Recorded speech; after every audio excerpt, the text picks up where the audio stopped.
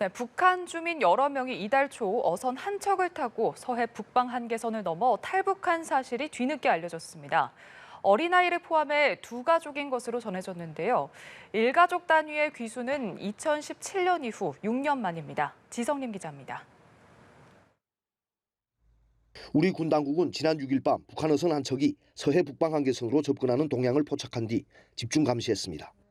이 어선이 NLL을 넘어 우리 측 수역에 들어오자 군은 즉각 병력을 투입해 검문 검색을 실시했습니다. 정부 관계자는 북한 어선이 NLL을 넘기 전부터 우리 군은 감시 장비를 통해 지켜보다가 작전 매뉴얼에 따라 안전하게 신병을 확보했다고 전했습니다.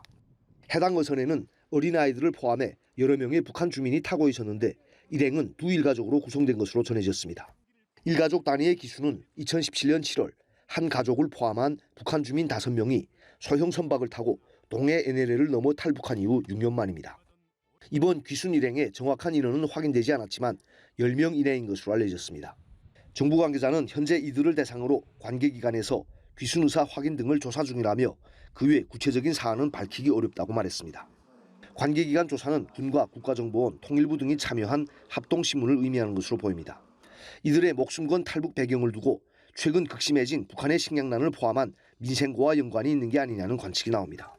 북한 당국이 코로나19 방역을 이유로 수년간 국경을 봉쇄한 가운데 일부 지역에선 아사자가 속출하는 등 내부 상황은 몹시 열악한 것으로 전해지고 있습니다.